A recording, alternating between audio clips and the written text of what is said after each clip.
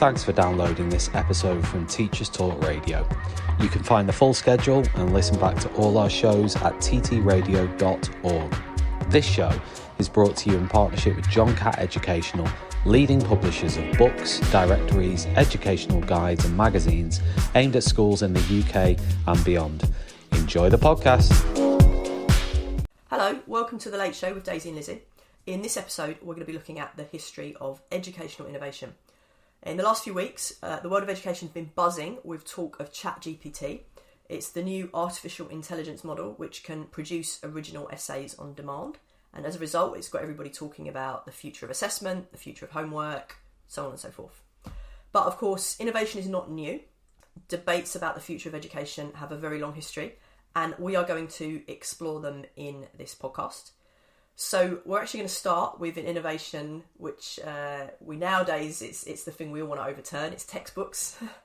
So textbooks are the thing that modern innovations are always going to replace. But once upon a time, textbooks were themselves the latest innovation. So we are going to start in the 16th century with printing, textbooks, so on and so forth. So Lizzie, what have you got for us? So printing is this great innovation, comes around in the 15th century. We all hopefully know about Gutenberg and his famous Bible. But it takes a while before we get cheap, mass-produced texts. And that starts to come about in the later part of the 16th century and into the 17th century. And if you look at woodcut illustrations to get a sense of what medieval schools were like before this innovation of printing, what you often see is you've got a schoolmaster, they're standing at a lectern, and they're reading from, perhaps a printed text, but more likely a manuscript to an eager audience of pupils who may well be copying down some of what is said on a writing tablet or maybe with a bit of parchment. So those schools would have been quite difficult places. I think we all know about the sort of the benefits of dictation, but also the perils of dictation. And having pupils which don't have their own book that they can readily reference does make life difficult. So a lot of schoolmasters in the 16th century, they do start to innovate. They start to devise their own textbooks, their own primers. And perhaps a cynical way of looking at this is that they want to earn an easy income from their captive audience. But it's also ones who are teaching who get a chance to really show their pedagogy. They're often revising these texts, they're testing them on a live audience of pupils and working out how to make them better.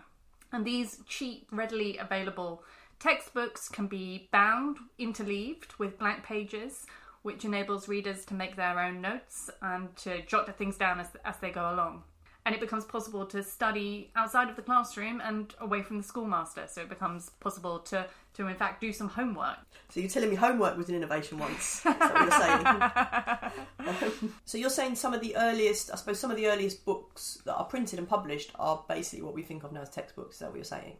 There's definitely a strong didactic thrust in printing, and it's the later part of the 16th century. It's once the technology becomes cheaper that you start to get books being produced for children. And I'm always struck, I was interested when you say cheaper there, because whenever you read anything about this, I think the superficial sort of understanding is, well, the monks used to just do all the copying and nobody could own any books, and then Gutenberg came along and suddenly there were cheap books everywhere. But when you look at some of the prices of some of these early books, they're still really expensive. Sure, they're cheaper than an illuminated manuscript, but they're still not cheap. How when you say they're for children, there's some for children. What would all children have had these? Would it have been one between sort of 30? Like how widespread are these textbooks? So by the time you get into the 17th century, they are quite widespread. And what you benefit from at that point is the second-hand market in these books too. So we often have textbooks that were printed in the 17th century in our collection that were still being used by boys in the 19th century. Wow. So some of these texts really have great longevity.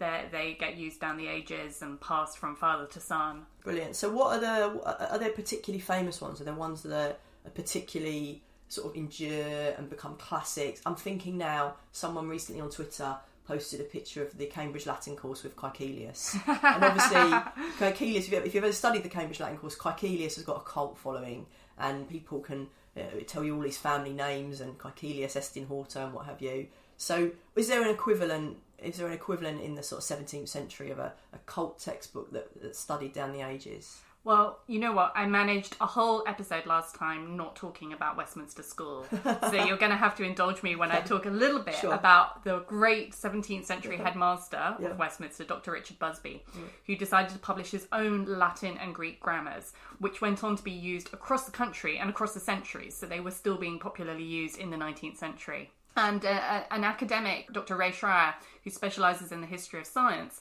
has recently come up with this interesting theory about Busby's grammars, which he set out in a blog for the Royal Society. Because a number of Busby's pupils, John Locke, Robert Hooke, Christopher Wren, were all prominent natural scientists and early fellows of the Royal Society.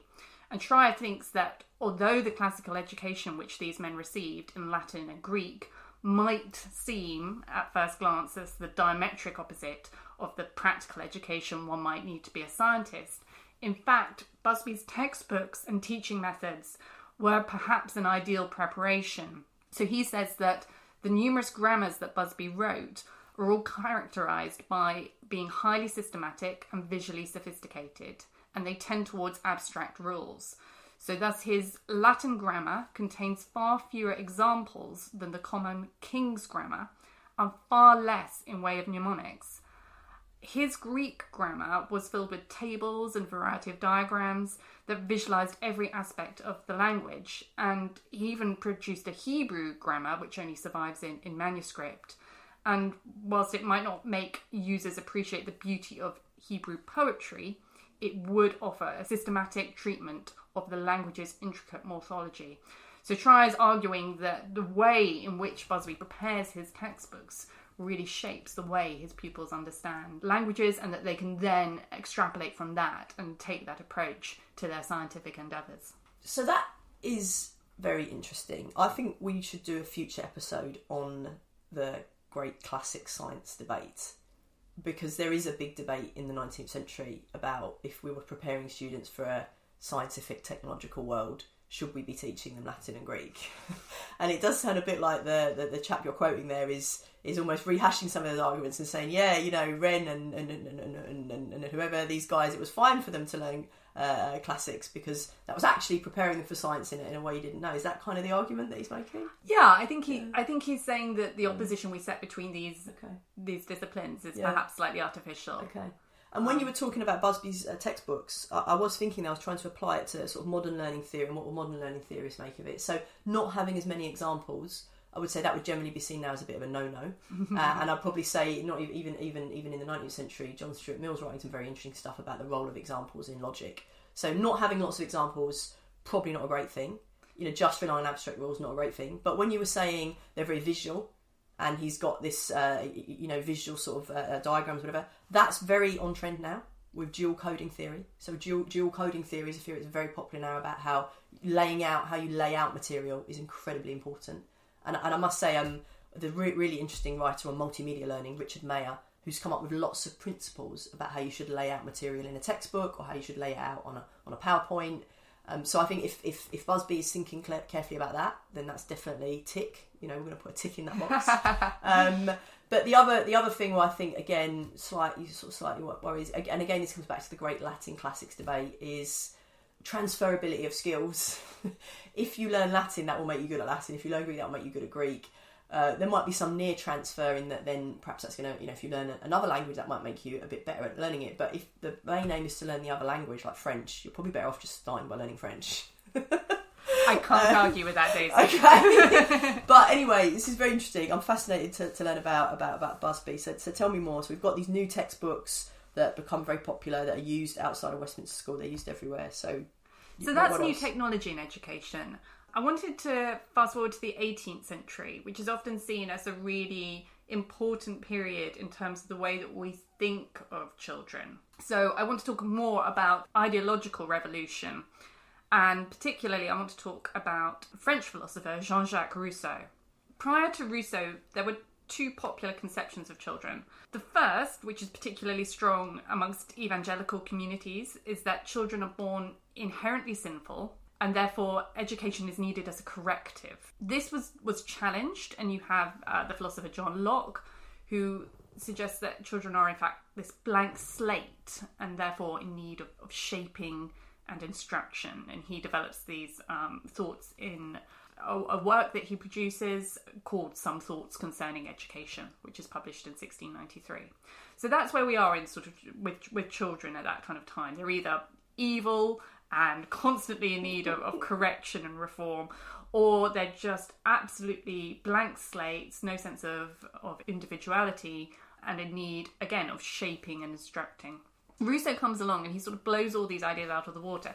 He suggests that children are in fact born as unique individuals and that they're naturally good, and it's in fact human interference that corrupts them and sort of mars this state of innocence.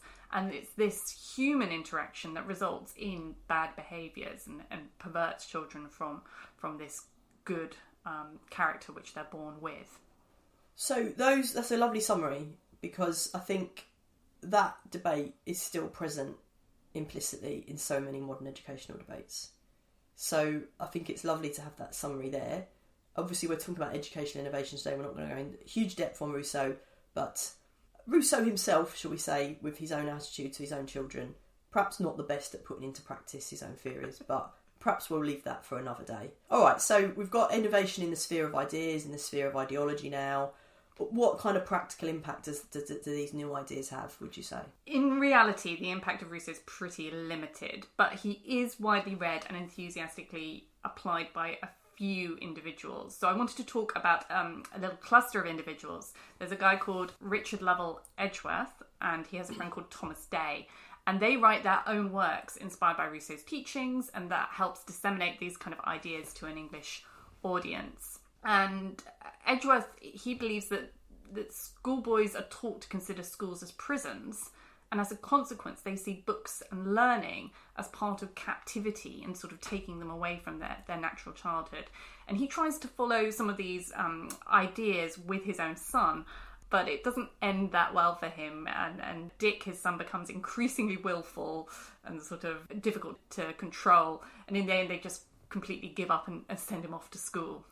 Okay, all right. It's always interesting. It's a failed experiment. Yeah. And there's lots of entertaining stories, really, about aristocratic parents in the 18th century being completely slavish in their devotion to Rousseau, and as a consequence, having children that are completely running havoc. One of these children is Charles James Fox, the future sort of Whig luminary. Fox's father, Lord Holland, is constantly trying to coddle his son and appeal to his every whim. He gets a new watch, and Charles James Fox is longing to break it. And in the end, his father just gives him the watch and allows him to smash it on the floor. Lizzie, I've got to interrupt here, because you know what this is making me think? This is making me think, where is like the 18th century Mumsnet? Yeah, because this feels to me like a Mumsnet thread. It feels to me, can you believe I've got this friend, he let his son break his really expensive watch. What do you think of this? I feel like, there's some Mumsnet commenting on parenting styles, things that could be happening here. But go on, carry on, I interrupted. Yeah. No, it definitely puts paid to, I guess, the notions we have that this kind of indulgent parenting is really only a result of the sort of like late 20th century, because you definitely see it happening there. The young Fox is desperate to see a wall demolished on the family estate, and the demolition takes place whilst he's away at school. And he's so disappointed when he returns home that his father orders the wall to be reconstructed so that it can be demolished again. That's brilliant. And his son can witness it. That is brilliant. And as you say, some of the trends we think are 20th century or post-1960s, they've got older origins, as we can see there. Yeah. And I have to tell you about Thomas Day. So Thomas Day is so in love with these writings of Rousseau. He reads Emile, Rousseau's sort of great novel where he sets out this idea for educating a young boy. And he decides that he wants to find the ideal woman to marry. And he's got very specific ideas about what the ideal woman is going to be like.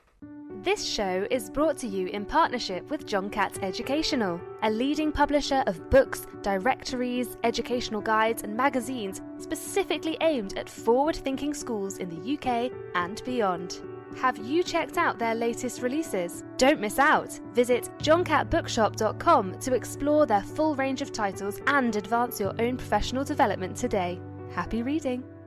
So Day resolves, if possible, that his wife should have a taste for literature and science, for moral and patriotic philosophy, So might she be his companion in that retirement to which he had destined himself, and assist him forming the minds of his children, not their children, to stubborn virtue and high exertion.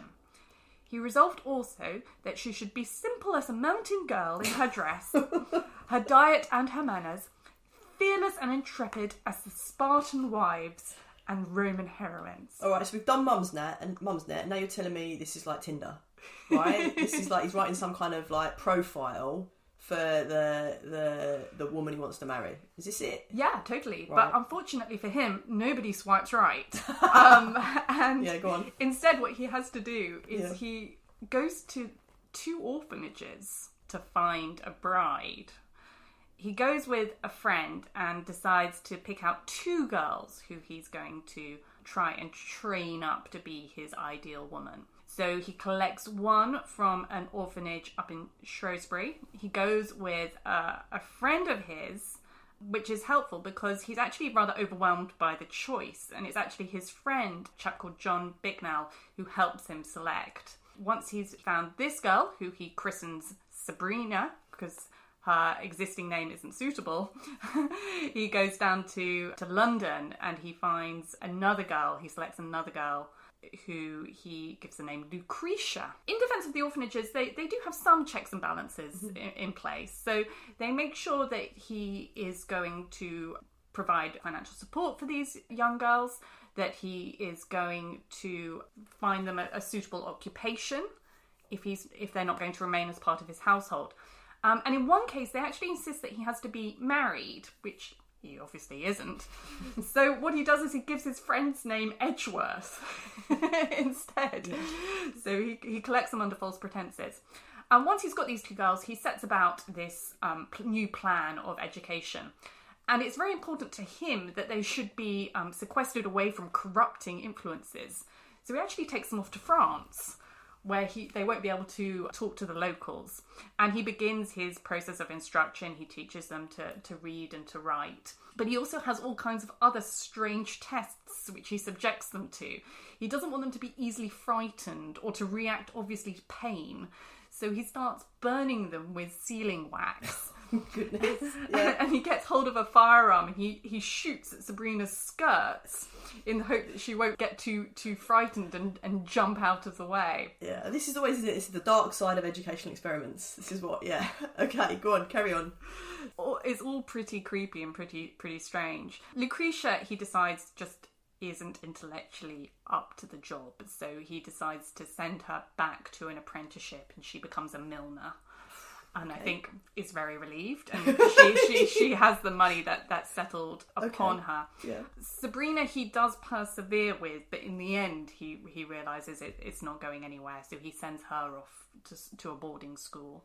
Wow, so he kind of just gets bored of it. He's got his experiment, doesn't work out, not happy with it, off you go. Yeah, and of course he decides it doesn't work out because he hasn't picked the right women. Of course. Nothing flawed at all with his own teaching methods. Well, I will say now that is a constant theme in all educational experiment. If it doesn't work out, it's never the new technology's fault. It's never, it's never the innovation, it's never the pedagogy. It's always, there's something wrong with the children, That's a constant thing. How old were these girls when he got them I from the think orphanage? one was 11 and the other was 12. Okay. And the orphanage, this is in England, but he takes them off to France? Yeah, so he goes to an orphanage in London and an orphanage in Shrewsbury. So they've been living in an orphanage in London and Shrewsbury, so they're 11 and 12, and suddenly he picks them up, takes them to France and starts shooting at them. Yes. Right, okay.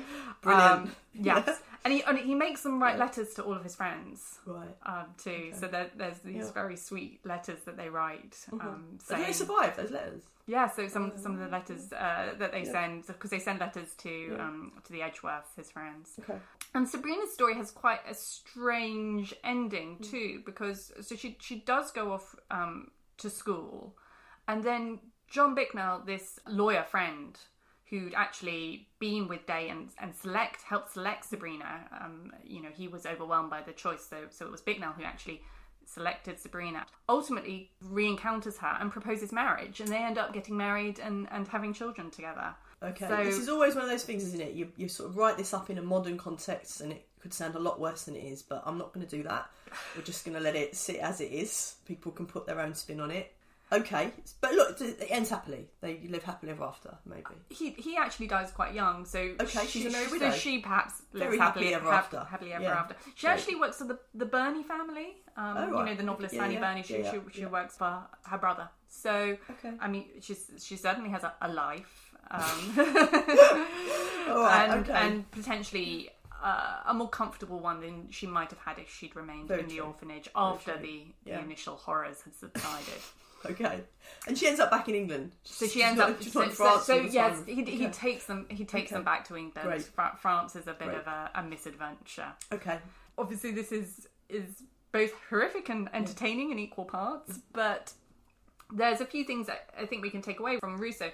One is that politics always really comes into education. So the people who are adopting Rousseau's ideas are people who are politically sympathetic to that line of thinking. You know, it's the Whig circles that are adopting Rousseau's principles of education, and you know that's something that doesn't really change.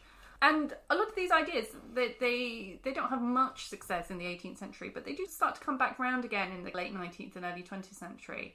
Focus on child psychology. You know, you can see some of these themes slightly creeping through into perhaps Montessori schools or things like that. Well, I would definitely say Rousseau is hugely influential, even amongst people who have never heard him. These ideas are very influential on modern education. That would be my argument. Ideas do have impact, and not always a good impact. And I suppose I always think because of that, you've got to be responsible when you're having ideas, because they're not just they're not just castles in the sky. Sometimes they have a real world effect on real people. Okay, so that's you've given us a couple of really interesting examples of innovation. We've got textbooks, ideological innovation. Should we look at the 20th century now? Or have you got anything more for us before then? Let's just go briefly into the 19th century. Okay. And innovation in terms of what's actually going on in the classroom. Mm-hmm. So we have someone called Andrew Bell, who is a chaplain. He's working in Madras in India, and he decides to start a school for the illegitimate offspring of European soldiers. And this is where it's, incredibly... I'm going to make a wild guess here. There's not a small number. No, there's certainly not. There's certainly not a small number, right. And it's a rather questionable motivation because he wants to remove these children from what he perceives to be a corrupting influence of their Indian mothers, and through doing so to make them useful members of the European community in India. He goes out and he actually learns from and looks at a lot of teaching practices in the local Hindu schools, and decides that he can adapt and apply those in this school that he's established. And as you said, there's a lot of children in this school, and there's only one of him. So he needs to work out a way to communicate to that number of children effectively. And so he develops this system. It's sometimes called the Bell system, the Madras system, sometimes called the monitorial system, but it's essentially using children to teach other children within the schoolroom. So he, as the leading master, teaches these children, works out which ones are the brightest, the most able, and those are given responsibility on quite large groups of other children within the school. Do we have any accounts from any of the monitors or any of the students or from Bell himself of people learning, of the children learning in the system? They must be getting something. Presumably it's better than nothing, or what? Yeah, I think that's the argument really. It is better than nothing, but it's certainly not optimal. So Bell ends up coming back to the UK for reasons of health, and he publishes a work explaining what he set out and did. Another educator independently comes up with a very similar model, a guy called Joseph Lancaster, who's a Quaker and a schoolmaster in London, and he's also very interested in educating the poor.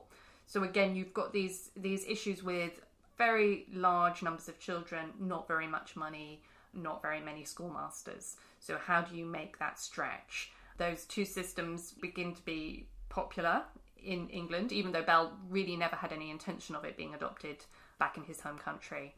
And then from England, they get exported back out into different colonial possessions. So this becomes really a worldwide system of education.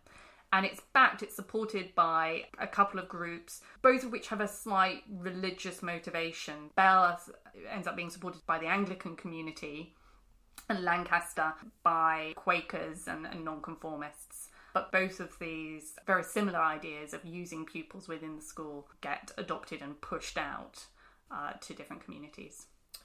So, and I suppose they're addressing that issue, which is a perennial issue in education of, and we're going to see it again actually when we come up into the 20th century, it's still an issue now, or the 21st century, that it's a many-to-one problem. It's that you've often got a lot of students who will all have differing background knowledge, arrive in different places, move at different speeds, and you've got one teacher. And the more pupils you have, the harder and harder it gets to manage that. So that's a very early innovation and an attempt to deal with that. That's also dealing with the constraint of not really having very much money. They do make arguments beyond the practical. They do claim that the active teaching is one of the ways of really reinforcing learning. I can see for the pupils who are chosen as the monitors, that it's often said, isn't it, when you teach something, that's when you get the better understanding of it. And I'm always slightly wary of that because it probably depends how well you teach it. Yes. But I can see how potentially for those monitors it would depend, but they may well, that process of having to learn from the teacher and then explain it to their peers, that might be useful. I can also see how it might not be. So is there anything more? Do we have any sort of ideas of so I slightly sidestepped your question about was it successful? Do we have much evidence of it? Well, we have an interesting test case because it's actually adopted in one of the English public schools, which we've talked about in the earlier episodes. It was adopted at Charterhouse School in the early 19th century. And at the time, it was a real vogue. It was very popular with parents. The numbers at the school suddenly went whooshed up. And lots of people were very excited by this new method of teaching. It slightly dies a death because they discover that some of these pupils who've been subject to the Bell system, once they arrive at university, aren't really keeping up with their peers. Okay. And sort of shatters the dream. So you see, this is why, with my assessment hat on again, I say this is why you need assessment, because otherwise you can have all these ideas, you can have all these innovations, but if you haven't got some way of measuring if they're working or not, it can take a very, very long time before you realise. So in this case, you're not realising until these students are leaving school and getting to university. Whereas I would say, if only they'd had comparative judgment, then we'd have all known much sooner. Okay, so that doesn't really work out. That's so then we're back to kind of maybe the traditional model. We've got a teacher and a class. So does that bring us up? Should we move to look at the 20th century? Yeah, let's look at the 20th century. So I've got a couple of things here. So obviously the 20th century we start getting, if you like, the beginnings of information technology. And again, a lot of the innovations I'm going to look at are absolutely dealing with this issue around what do you do when you've got lots of students all moving at different speeds and only one teacher. How do you handle that? Obviously, one way of handling it is say, well, let's just have smaller class sizes. And in a sense, that's been a constant theme throughout a lot of modern educational policy debates. Another theme is, well, can we use modern information technologies? And you've got, I guess it's pretty obvious when films and TV starts to come along, you absolutely can see how people will go, wow, this absolutely addresses that problem, because we can now have students, if you like, watching a film and going at their own pace, and when video recorders come along, pausing or whatever. And that is certainly the belief lots of people have in the early days of the TV and the motion picture. And most famously, Thomas Edison, the inventor, makes some big claims about this. Probably his most famous claim, 1913, he says books will soon be obsolete in the public schools. Public schools obviously being used here, I will note, in the American sense to mean state schools. And he goes on to say, scholars will be instructed through the eye. It is possible to teach every branch of human knowledge with the motion picture. Our school system will be completely changed inside of 10 years. Now, Edison was, as well as being an amazing inventor, a bit of a publicist. He was good at that, so he loved getting attention, saying things. So there was perhaps an element even at the time where he knew he was perhaps deliberately over-egging it to get some attention. But obviously that did not happen. No, though I guess we do have a bit of a sense of that with the Open University, don't we, and their programming. So I was going to ask you that, and you're obviously a student at the OU, is that right? Yeah, I am. I think the OU is a tremendous and rare example of very successful educational innovation. So yeah, obviously, I remember back in the day, they used to put the programs on at 3 a.m, didn't they? And people used to set their video recorders for it, and then if you set the wrong channel, you were obviously just getting the test card for an hour. Is that how it used to work? Yeah, that's right. That's right. And in fact, I was just reading the other day a memoir of someone who had to clear out a relative's house, a relative who'd been unable to work, and they found this huge stock of videos of OU documentaries which they'd recorded. Amazing. And I always like the OU because I think it builds a little bit on some of the things we were talking about in our previous episode about working class autodidacts, that it's people who are trying to fit education into busy lives. They don't have the time for full-time education. They've got families, they've got jobs, they've got the money to go full-time, but they're fitting it in, and the OU is helping them do that by, back in the day, putting things on at funny hours of the day. But nowadays, obviously, you can use other technology to do that. So yeah, definitely, that is a great example where perhaps Edison wasn't completely wrong. What I will say at this point is he was talking about the school system. I think the OU has been very successful in an adult education system. One of the things I'm always keen to emphasise is the big differences between adult education and school education. The big challenge, obviously, of a lot of school education is motivation. And the thing about the OU is, obviously, generally the people who are signing up for courses want to sign up for it, tend to be relatively highly motivated. Whereas when you're looking at a school system, you have varying degrees of motivation and willingness to learn, and that's something to think about as well. This show is brought to you in partnership with John Catt Educational, a leading publisher of books, directories, educational guides and magazines specifically aimed at forward-thinking schools in the UK and beyond. Have you checked out their latest releases? Don't miss out! Visit johncattbookshop.com to explore their full range of titles and advance your own professional development today. Happy reading! So the motion picture and the TV definitely had some impact, but they didn't have the impact that Edison might have predicted or wanted. Let's fast forward then to later in the 20th century. What other big innovations are there in the 20th century? There's one really interesting one that's probably been totally forgotten about now, which is called the teaching machine. And this is developed in the 1950s by the psychologist B.F. Skinner. Skinner is a really famous behaviourist. He does, that means he does a lot of experiments a bit like those ones that Pavlov does on his dog. So what Skinner's trying to do with animals and with humans is reward them for good behaviour, so you get more good behaviour, and punish or withhold rewards when there's bad behaviour. And Skinner does lots of work on rats, pigeons, whatever, and your classic example is if a rat presses a button and gets a treat, then it's more likely to press the button in future. If it keeps getting a treat every time it presses the button, you're then reinforcing that behaviour, pressing the button. So Skinner's obviously thinking, can I apply this to teaching? Can I apply it to students' learning? And I will just point out here before I explain how the teaching machine works, I've given quite a simplified caricature of it. There's still big debates around behaviourism. It was very popular in its day. As I say, Skinner was a bit of a rock star. It then went out of fashion, and there are those today who would say, actually, that's a bit unfair. There are some things of value in it, and perhaps maybe it got damaged a bit by some of Skinner's wilder flights of fancy, but there's a core that matters. Anyway, regardless of what you think about that, what Skinner's trying to do is take these behaviourist principles, apply them to learning, and he develops this teaching machine. You can see videos of very cute 1960s kids using this teaching machine. And nowadays, I think, when we're used to computers, they look quite basic. You feel like you want to go up to the kids and say, wait till the phone comes along. But I think they would have been quite cutting edge in their day. And how they work is the student will see a little bit of text in a window. There'll be a couple of sentences and maybe a part of the sentence will be missing. The student has to supply the missing part by writing that on a piece of paper that's in the machine. And when the student writes their answer, they can press a button and the correct answer will pop up. So the idea is if they've got the right answer, that's reinforced it. And if they put the wrong answer, they can now see the right answer.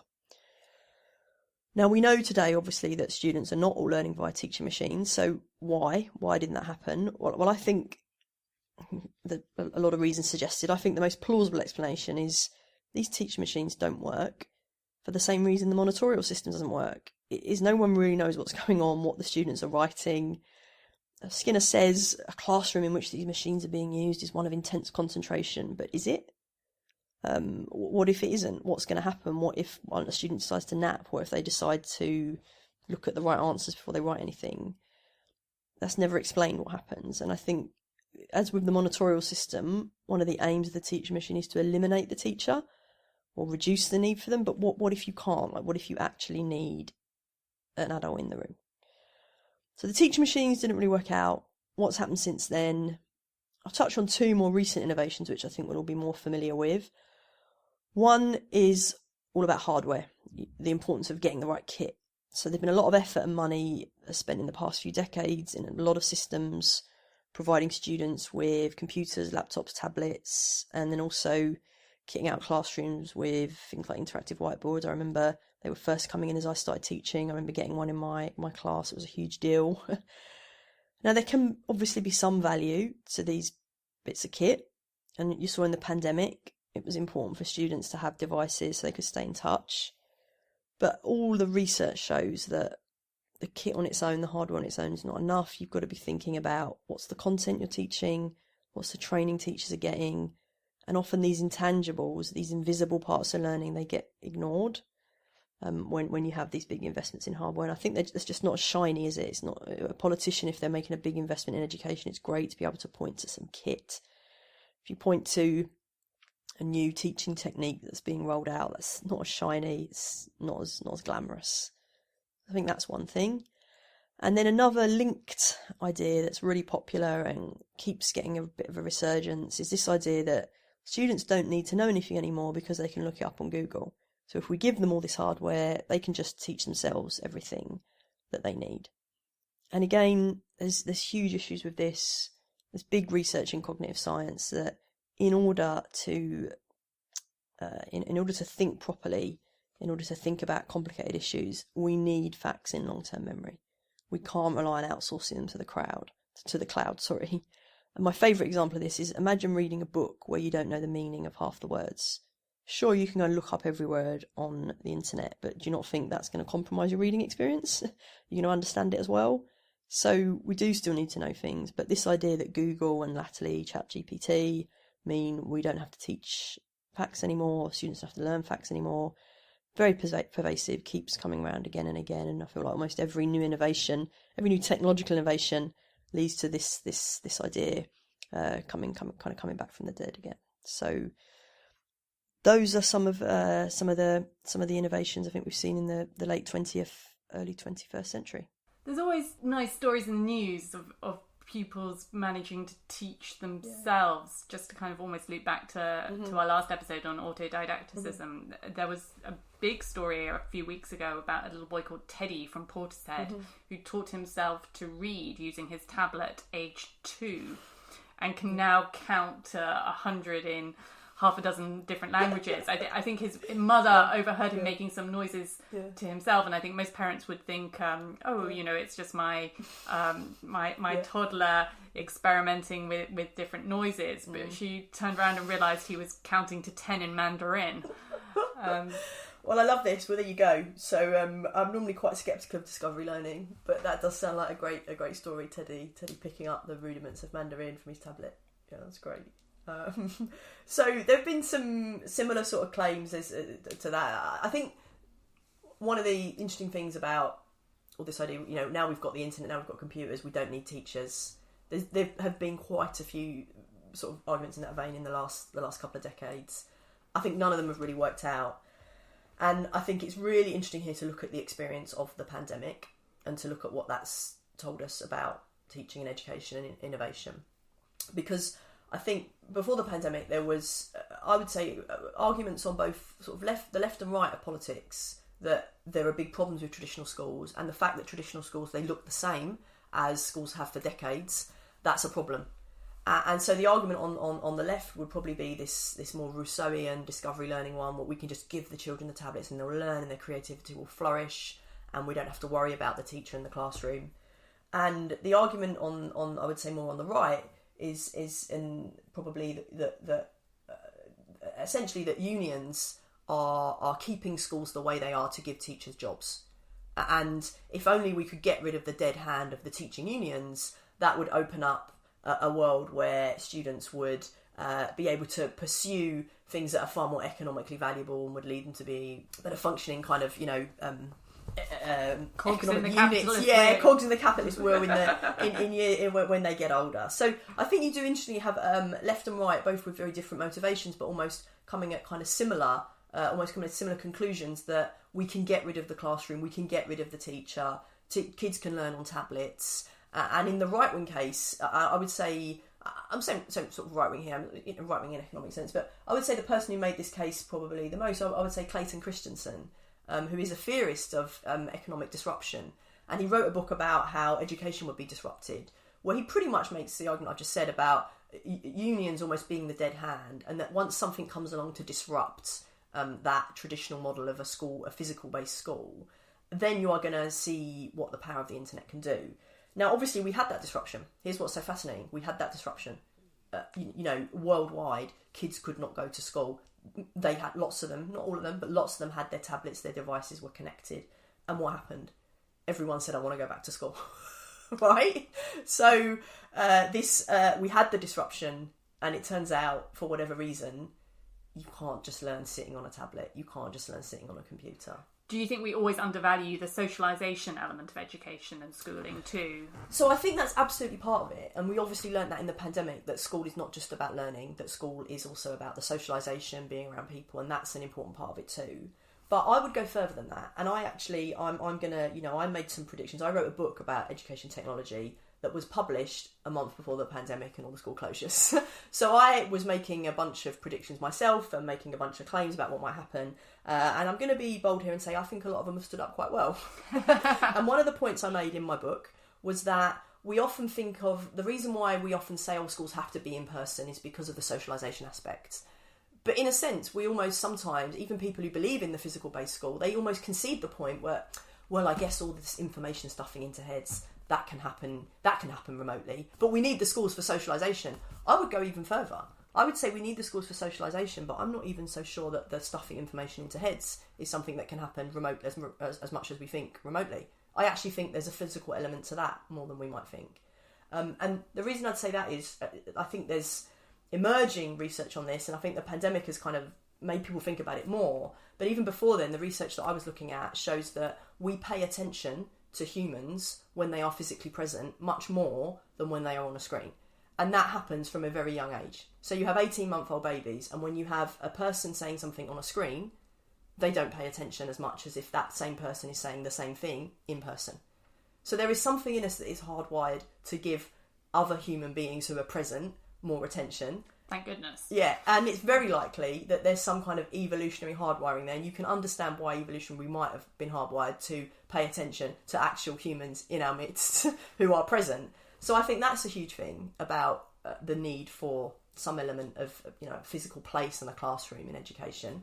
And this ties into, I think, some other very interesting theories that are going around in a minute, more widely in politics and economics. And it's a term, I think I've came across it in the writings of a guy called Matt Clifford, who ran a very interesting newsletter on technology, interface between technology and politics, and also does lots of things on technology entrepreneurship. And he has this phrase, the stubborn persistence of the physical.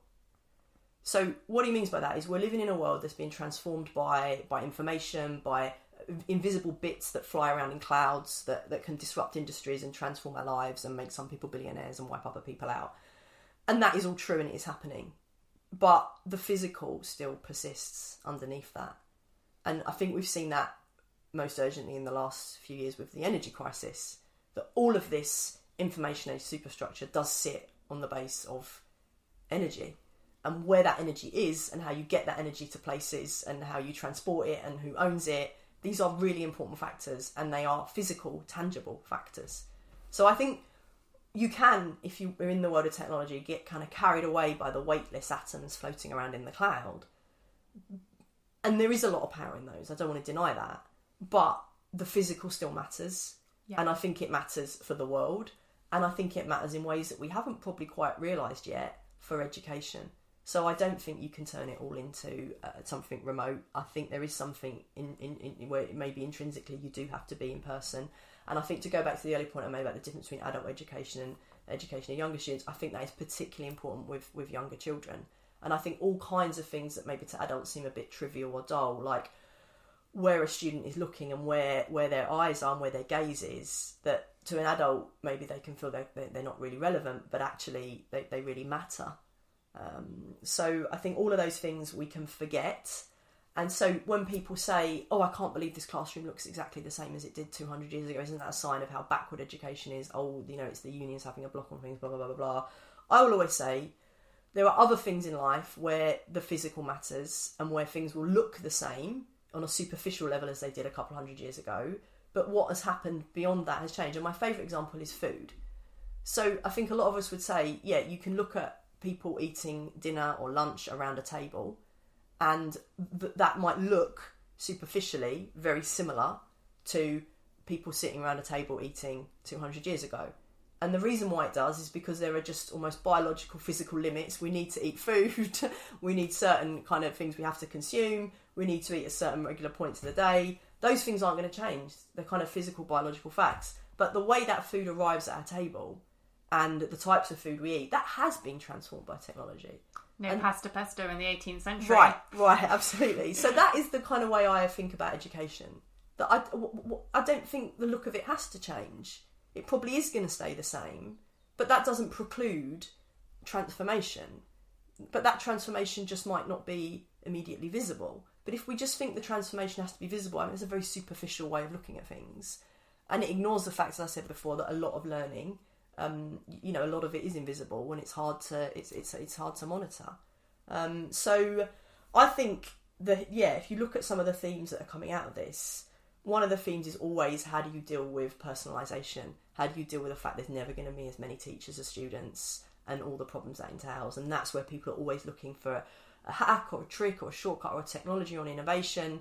And I think we probably should keep looking for those, but I think we also need to realise that the human teacher is important. And I think, getting rid of them is going to be really hard, whatever technological innovation we come up with. That's great. It's nice to know that we won't be making loads of teachers redundant just yet. That's been a really quick tour through a couple of 100 years of educational innovations, and I hope it's provided a bit of context for thinking about very modern and current innovations like ChatGPT, which we mentioned at the very start. And just thinking it all over, I do think that one of the conclusions to draw from all of this is the importance of educational assessment. Now, obviously, my day job is in educational assessment, so I am quite biased. But I think that all of the stories in this episode show that if you're going to innovate, you need some way of telling if the new innovation is brilliant or a disaster. And that is why you need some form of measurement, and that's why assessment is so important. So on that note of shameless self-promotion for the cause of educational assessment, I'll finish this episode and hope you are looking forward to the next one. You've been listening to Teachers Talk Radio. Tune in live and listen back at ttradio.org.